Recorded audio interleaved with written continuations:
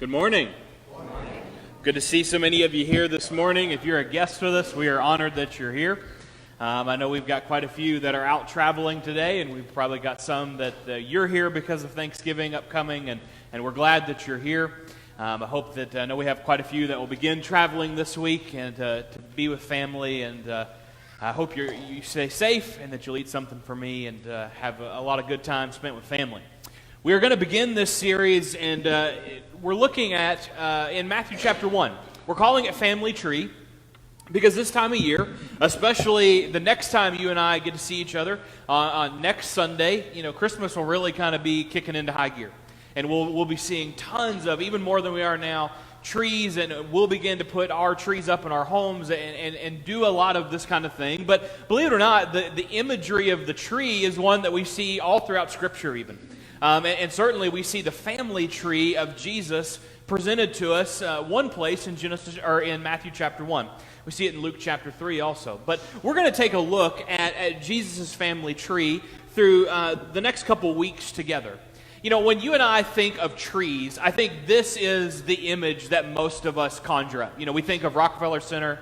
We think of this tree right here. In fact, as I was kind of preparing this week, I went down into kind of an interesting research rabbit hole and found how they find each tree. I didn't know this, but people submit trees from their own property to become the Rockefeller Center tree. And they do this all year long, and then they'll go across the country and find the very best trees. Typically, they do come from kind of the Northeast, but that's how it works. And so every year they have a different tree, and they're massive, and they're beautiful, and they stay up all throughout the Christmas season, even into January. This is what we think of. And even when we think of the family tree of Jesus, I think our minds would go here.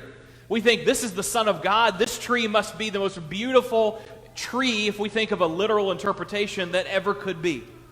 But more times than not, our family tree, and even as we're going to find Jesus' family tree, it's kind of more like this. It's more like the Charlie Brown tree. It's not what we think it is. It's not as full. It's not as pretty. It's not the perfect tree.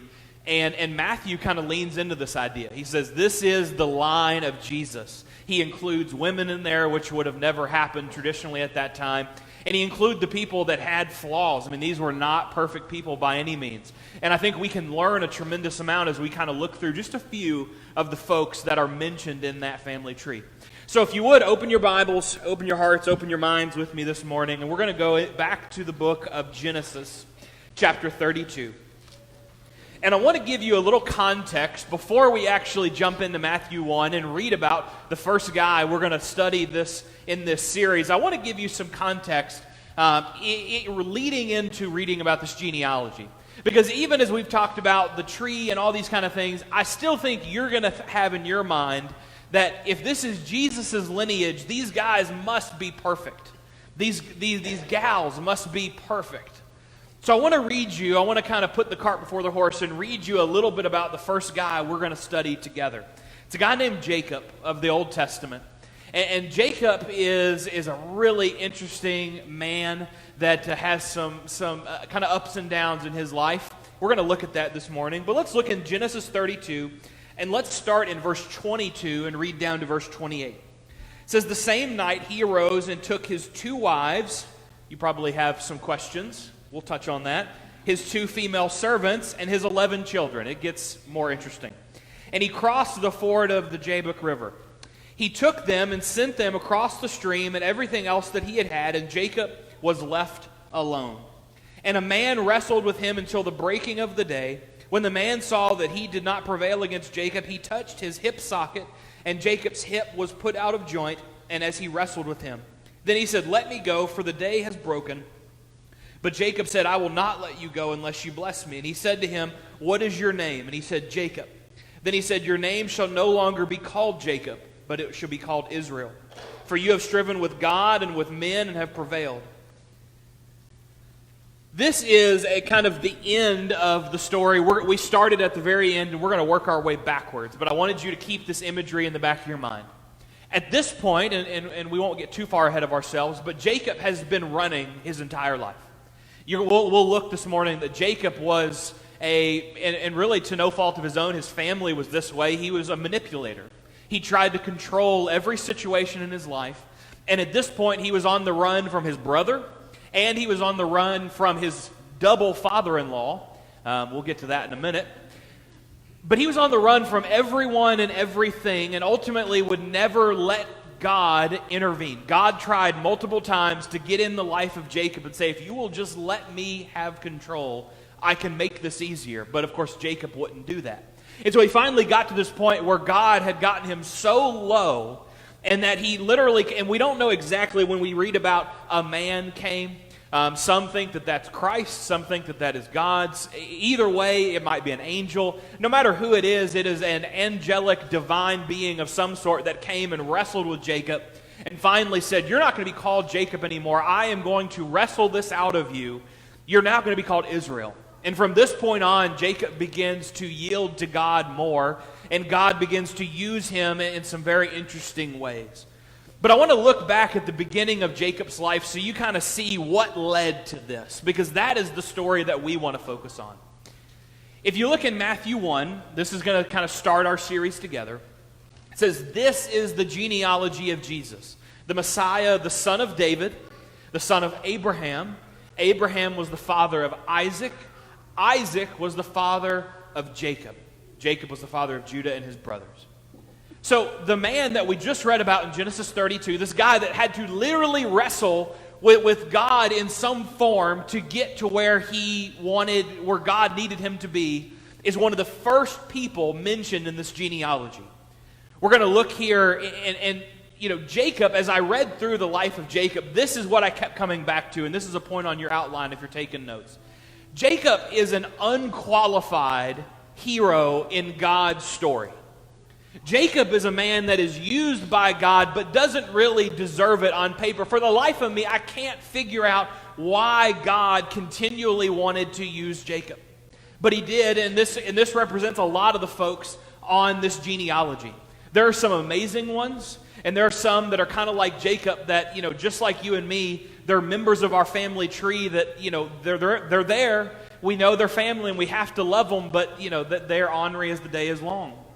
Jacob is that in Jesus' family tree. He's an unqualified hero in the story of ultimately giving us Christ.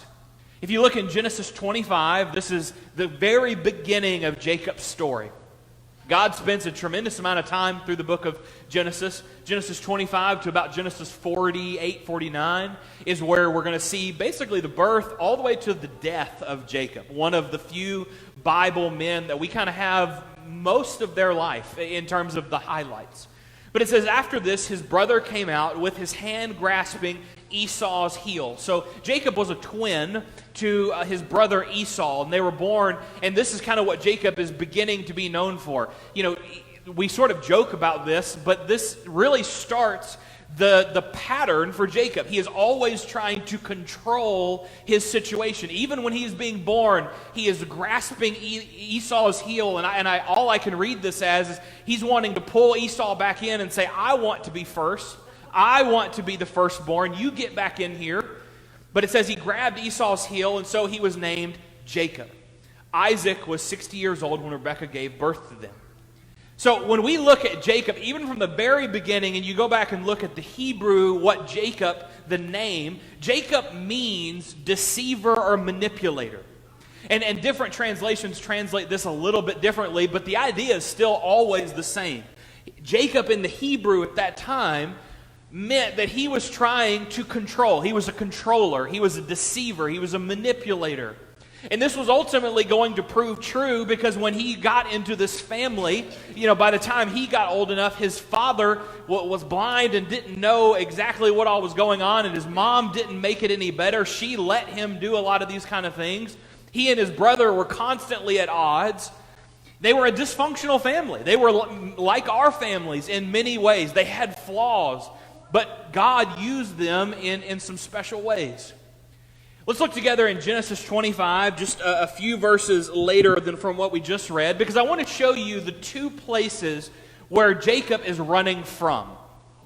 Now remember, all throughout this story, God gives Jacob opportunities to do what's right in God's eyes. He has opportunities, and Jacob squanders them time and time again because he tries to control his own situation. So if we read, starting in Genesis 25, let's start in verse 19. This is a little longer of a read, but this is the story of Jacob and his twin brother Esau. So it says, these are the generations of Isaac, Abraham's son. You remember that from Matthew 1. Abraham fathered Isaac, and Isaac was 40 years old when he took Rebekah. And Isaac prayed to the Lord for his wife because she was barren, and the Lord granted his prayer, and Rebekah, his wife, conceived. The children struggled together within her, and she said, if this is thus, why is this happening to me? So she went to inquire of the Lord, and the Lord said to her, 2 nations are in your womb. 2 peoples from within you shall be divided. The one shall be stronger than the other, and the older shall serve the younger.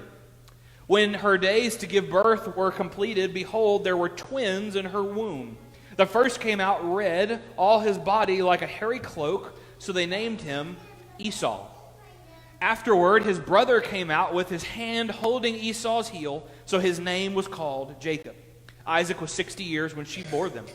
When the boys grew up, Esau was a skilled hunter, a man of the field, while Jacob, a quiet man, dwelling in his tents. Isaac loved Esau because he ate of his game, but Rebekah loved Jacob. You already see a divide in the family when one parent favors children over the other. That's never going to turn out well, but it was something that we see all throughout the Old Testament, really, of parents that favored one child over the other, and it never turned out positively. But let's continue in verse 29. Once, when Jacob was cooking stew, Esau came in from the field, and he was exhausted. And Esau said to Jacob, let me eat some of the red stew, for I am exhausted. Therefore his name was called Edom. Jacob said, sell me your birthright now. Esau said, I am about to die. Of what use is my birthright to me? Jacob said, swear to me now. So he swore to him and sold his birthright to Jacob. Then Jacob gave Esau bread and lentil stew, and he ate and drank and rose and went away. Thus Esau despised his birthright. From the very beginning, Jacob was trying to control his circumstances. He was so mad and so frustrated that he was a little bit younger than Esau that he essentially tricked his brother into selling him his birthright for a literal meal, a bowl of stew. This would start a pattern in Jacob's life of trying to control and manipulate, not listen to reason, not listen to God, and ultimately he would, time and time again, it would not turn out. If we keep reading here in a moment, Esau becomes so furious, as you might imagine, he gets so mad that he basically dedicates his life to hunting Jacob and killing him. He's so furious that Jacob did this, that he commits the rest of his time to saying, whatever I have to do, Jacob has to go. So Jacob heads on the run and ultimately comes and meets a man by the name of Laban. If we fast forward just a few chapters into chapter 31 of Genesis, we're going to find the very beginning of this story. So Laban is a man that was probably Jacob's equivalent in terms of manipulation. Laban is another individual who was trying to con and win his way up the ladder. So he had a couple daughters, and ultimately this story gets weirder and weirder, but this is the way Jacob did it. So Jacob went and found one of Laban's daughters. This is actually a relative way down the line, but he knew Laban already. And so he found his daughter Rachel and said, I'd like to marry Rachel. And so Laban says, okay, but you have to work for me for 7 years to be able to do this. So he does that. Well, then again, Laban, being the manipulator that he is, on their wedding night switches out Rachel for a sister. So he ends up marrying a sister and is furious over this. So then he comes back and says, well, I still want to marry Rachel. So thus the 2 wives that we read in the beginning. So he says, if you'll work for me for another 7 years, I'll give you Rachel. And he does. Then he gets to a point where he works another 7 years to gain wealth and build up his own flock because he had worked for Laban for so long. So I want to pick up in chapter 31 and verse 1 when we see this conflict between Laban and Jacob arise. Because here's what's happened. Jacob, over the last 7-year period that he's worked for Laban, has arose and basically manipulated these situations to, he had a perfect sheep flock, they were shepherds, and Laban had all the sick sheep. And so we pick up in chapter 31 and verse 1, now Jacob heard that the sons of Laban were saying, Jacob has taken all that was our father's, and from what has our father, he has gained all his wealth. So Jacob begins to realize that Laban and all his kids are catching on to what he's doing, and now they're going to come and try to kill him. So now Jacob is on the run from both Esau and Laban, and now he's got 2 wives, he's got all of these sheep, he's got actually quite a bit of a fortune at this point, and he begins to run and run and run until ultimately he is about to catch up. And this is where we pick up in what we already read in chapter 31. He's actually wants to go back home. And he realizes that Esau hasn't given up on this idea. He's still mad, and he still wants to kill him. He sent a scout ahead, and the scout came back and said, Esau has got 400 of his biggest, best fighters, and he is coming to kill you. So we're going to look at this here in a moment, because Jacob does and what any manipulator would do. He splits his camp in half. He sends one wife over here with all of her kids, one wife over here with all of her kids, and says, if one of them gets killed, at least I'll have the other. He tries to control the situation, and then this is ultimately where God intervenes and says, fine, this is enough. And he wrestles with Jacob and gets him down to where he's able to begin to serve God. I want you to ask this question, because as I was studying through this is the question that kept coming up in my mind. When my life gets out of control, I do what? When Jacob felt like his life was getting out of control, he began to control it more. When his life was spinning out of control the fastest is probably when we saw him try to control his circumstances the most. For some of us, when our life gets out of control, we might go and do X, Y, or Z. Maybe, I'm hoping that some of us will fill in, when my life feels out of control, I go to God in prayer. When my life feels out of control, I do whatever it might be. But my fear is that, like Jacob, many of us don't have a healthy outlet for when life feels out of control. What do I do? And so we begin to do like Jacob does, and we try to control it ourselves. My question for you is, how's it working? When you and I try to control circumstances ourselves and leave God out, what's the outcome? My guess is that 99% of the time, it does not go positively. When you and I try to grasp something and control that God clearly has a plan for, and we try to exclude Him, it's never going to go the way God intended it. That is the mantra of Jacob's life. Things get out of hand, and he tries to step in and do something, and it really just makes it worse. Look in Matthew 11, starting in verse 29. Jesus talks to us about this idea of when things get out of hand, you aren't meant to handle it alone. That was never God's intention. Man has brought that standard into play because you and I want to have a hand in everything. But look what Jesus said. Jesus said, come to me, all of you who are weary and carry heavy burdens, and I will give you rest. Take my yoke upon you. Let me teach you, because I am humble and gentle at heart, and you will find rest for your soul. There's really a lot here that we don't often unpack. The idea on the surface seems very simple. Jesus says, give me your burdens, and I'm going to take care of them, and that's true. But when he references a yoke, I want you to know exactly what he's talking about. This is a first century yoke, and it really hasn't evolved much since then. Folks that still use draft horses and cattle and things still very much use a yoke in many cases. But when Jesus is saying, let me put my yoke on you, he means something very particular. See, there's two things about first century yokes, and that's still really true even today, that make it very unique when Jesus is saying, I'm going to put my yoke on you. For one, at that time, when they bought oxen, many times the farmer would custom make a yoke for each particular set of oxen.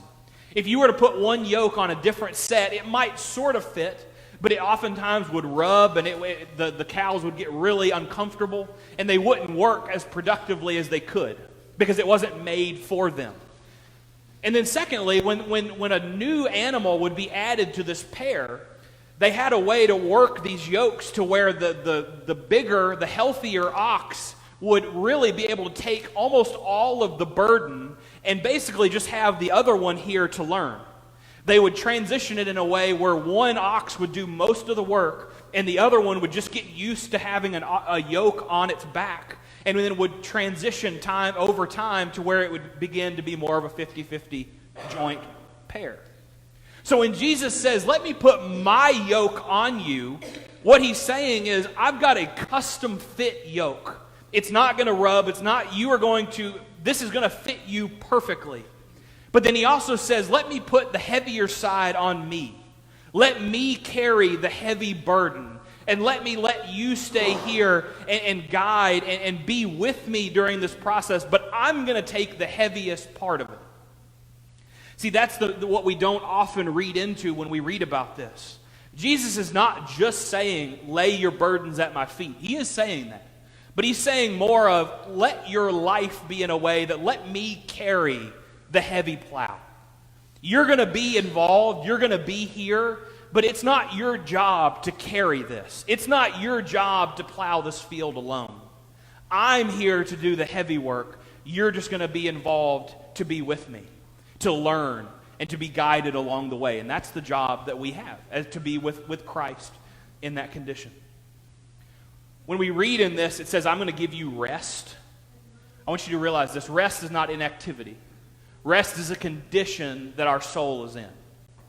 Christ tells us time and time again that rest is where a Christian should be. Because it means a couple things. It means that ultimately we aren't worrying about what is to come. You can't be at rest and be in activity at the same time. Rest is the ability to say, God, I'm going to relinquish this control. Referencing back to the yoke, saying, God, I realize that you've got the heaviest part. I'm not going to try to do more than you've given me. I'm going to do exactly as you have given me here, and I'm going to trust that you're going to take the rest.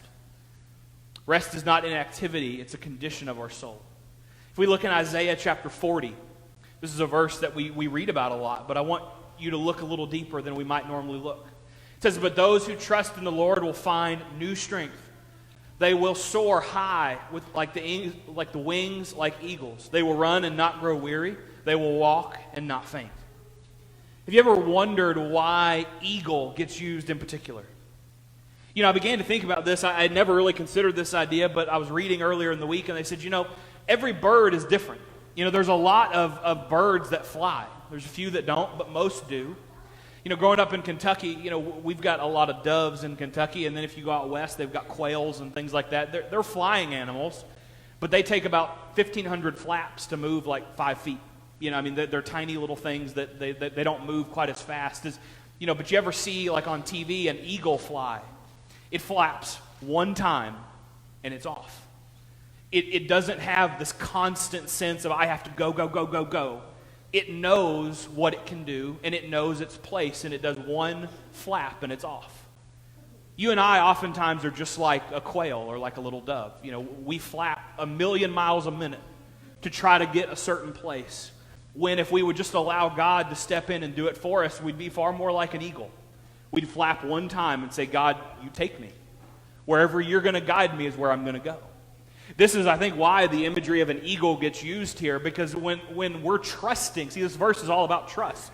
When we trust God, we're not worried about where we're going or how fast we're going, because we know that God is going to get us there when we need to be there.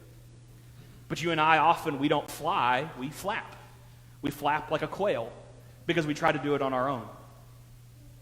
Let's go back and reread in Genesis 32. And then in verse 24. So we're now back to this point. And Jacob was left alone, and a man wrestled with him until the breaking of the day. When the man saw that he could not prevail against Jacob, he touched his hip socket, and Jacob's hip was put out of joint as he wrestled with him. Then he said, let me go, for the day has broken. But Jacob said, I will not let you go unless you bless me, still controlling his circumstance. But he said to him, what is your name? And he said, Jacob. And he said, your name shall no longer be called Jacob, but Israel. For you have striven with God and with men and have prevailed. Do you realize how foundational that is? That Jacob was going to be used to do some incredible things for God's people. But time and time again was messing up constantly. If we look in Genesis 32, 7 through 8, this is where Jacob was separating his camp. Jacob was terrified at the news. He divided his household, along with the flocks and the herds and the camels, into two groups. He thought if Esau meets one group and attacks it, perhaps the other group can escape. God will not bless who you pretend to be. See, this is what Jacob never figured out up until Genesis 32. Jacob wanted to have a certain view of him. He wanted to feel like, I'm in control, I'm doing this, I'm being blessed. It's all because of me, me, me. But then he realized eventually that that's not what God's going to bless. God's never going to bless who we claim to be. God's never going to bless who we pretend to be. We can fool everyone else, but we can't fool God. When we go to God in prayer, He knows exactly where we stand. He knows exactly our strengths, and He knows our flaws. And He loves us anyway. But only when we get to a point where Jacob ultimately got to, where he's saying, God, I'm going to be what you ask me to be. I'm not going to pretend. I'm not going to be who I want to be. I'm not going to be who I'm pretending to be, but I'm going to be your servant. And I'm going to lay myself at your feet, good, bad, and indifferent, and what you would have me to do, I'm going to do. Psalm 51 and verse 16. You do not desire a sacrifice. This is talking to God here. You do not desire a sacrifice, or I would offer one. You do not want a burnt offering. The sacrifice you desire, notice this, is a broken spirit. You will not reject a broken and repentant heart, O God. That is what God desires. Jacob could have saved himself years and years and years of pain and frustration if he would have ultimately went to God first and said, God, I'm struggling. I want to control these situations, but it's not turning out for me. And God would have ultimately said, you bring your brokenness before me and let me turn it into something great. Let me turn it into something incredible. Let me use you in my kingdom. And that's ultimately what he did. But it went a roundabout way to get there. God desires a broken spirit. He desires a repentant heart. And that's where you and I can step in. God's not going to bless who we pretend to be. You know, we can pretend on the outside to have it all together. We can pretend to have the perfect family, perfect life, the Rockefeller Center tree. We can pretend that all day long, and we can convince a lot of people that that's true. But God knows who we really are, and God doesn't even desire that. Even if it were possible, which it's not, even if it were possible for us to have that Rockefeller Center tree, family tree life, it's not what God desires. He's never desired that. He desires somebody that wants Him and has that broken and repentant spirit that is coming to God and saying, God, I have nothing to offer you, but I love you and I want to be a member of your family. And He says, if you'll give me that, that's what I ask. Jacob is an unqualified hero. More than most in the Bible, Jacob was one that wrestled literally and figuratively with God time and time again. He was a manipulator. He tried to control his brother. He tried to control his family. He tried to control his father-in-law. He tried to control his business. He tried to control all of these things and ultimately came to a point where he had nothing. He was so spiritually broken that that if we read back in Genesis 32, that there were angels among his camp. God had sent angels down to watch Jacob, and he didn't even recognize it. He was so busy trying to control his circumstances that angels were in his midst, and he didn't even know it. It ultimately took someone coming and literally pinning him to the ground and saying, you're done, for him to recognize that God is in control. Sometimes that's what we need. But I hope that we'll consider Psalm 51, that what God wants is who we really are. He wants us to come to Him as we are and say, God, I'm willing to relinquish what little bit of control I think I do have. If we look in Matthew chapter 1, you're going to see more people like this than you don't. You're going to see people that make mistakes. You're going to see people who don't have a perfect Rockefeller Center tree. You're going to see a whole lot more of that Charlie Brown tree, and that's certainly true of Jacob. When we look at the limb of Jacob, he's an imperfect, unqualified hero. But that should be an encouragement to you and me. That means that if God can use a man like Jacob and do amazing things for His kingdom, it means you and I have the same opportunity.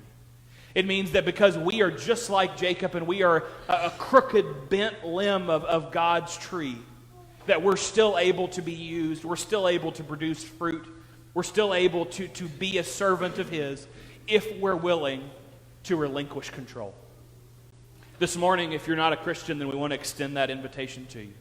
That you might come and just like Jacob, that you might relinquish control to God and say, God, I want to be a servant of yours. I know I can't do it alone, so if you will come and have me, I want to be a servant in your kingdom.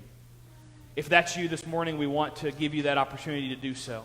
If you just need prayer, we'd love to extend that offer to you also. If you have any need this morning, would you come let us know about it as we stand and as we sing together?